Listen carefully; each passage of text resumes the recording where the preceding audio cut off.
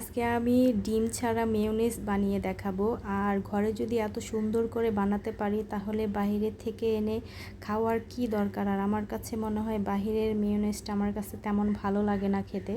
আর ঘরে যদি পারফেক্টভাবে সুন্দরভাবে বানানো যায় তাহলে কিন্তু খেতে মাশাআল্লাহ অনেক বেশি ভালো লাগে। আর বাচ্চারা বিশেষ করে পছন্দ করে অনেক বেশি খেতে। তো আজকে হচ্ছে আমি ডিম ছাড়া মেয়োনেজ বানাবো, ভাবলাম আপনাদের সাথে একটু শেয়ার করি। আর আজকের ভিডিওটা যদি আপনাদের কাছে ভালো লাগে তাহলে অবশ্যই ভিডিওটা শেয়ার করে দিবেন, সবাইকে দেখার একটু সুযোগ করে দিবেন।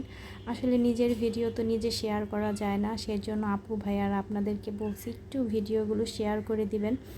আসলে আপনাদের জন্য এত কষ্ট করে ভিডিওগুলো বানাই, আপনারা যদি সুন্দর করে ভিডিওগুলো না দেখেন, সুন্দর সুন্দর কমেন্ট না করেন তাহলে কি ভালো লাগে বলেন।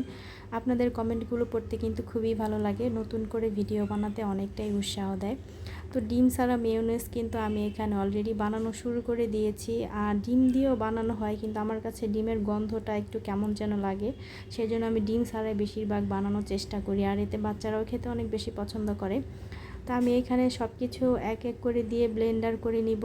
আর এই মেয়োনেজ বানাতে কিন্তু এখানে তেলের পরিমাণটা একটু বেশি লাগবে। আর একবারে আমি তেলগুলো দিব না, আমি একটু একটু করে দিব।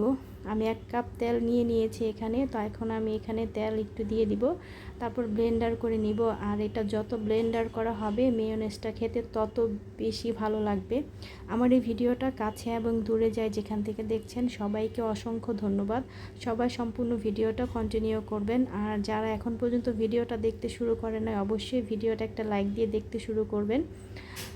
আর পুরো ভিডিওটার সাথেই থাকবেন। আর আমার এরকম ভিডিও দেখতে হলে অবশ্যই আমার পেজের সাথে থাকতে হবে, তাহলে এমন সুন্দর সুন্দর ভিডিও আপনারা দেখতে পাবেন। আর সবাই নতুনদেরকে একটু বেশি বেশি করে সাপোর্ট করবেন, তাদেরকে আসলে সাপোর্ট না করলে আমরা আসলে কোথায় যাব, আমাদেরকেও একটু সুযোগ দেন যেন সামনে এগিয়ে যেতে পারি। একা তো আসলে কিছুই করা সম্ভব না, সবার সাপোর্ট লাগবে।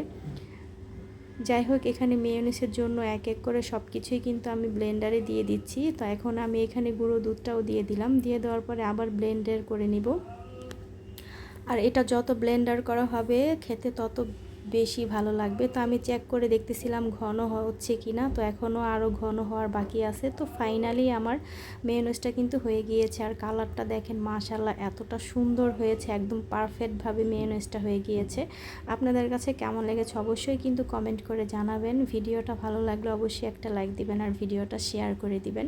আর যদি বেশি ভালো লেগে থাকে ফলো দিয়ে আমার পেজের সাথে থাকবেন। দেখা হবে নতুন কোনো এক ভিডিওতে। আজকের মতো ভিডিওটা এখানে শেষ করছি। যারা প্রথম থেকে শেষ পর্যন্ত আমার ভিডিওটা দেখেছেন সবাইকে অসংখ্য ধন্যবাদ। সবাই অনেক বেশি ভালো থাকবেন, সুস্থ থাকবেন। আল্লাহ হাফিজ।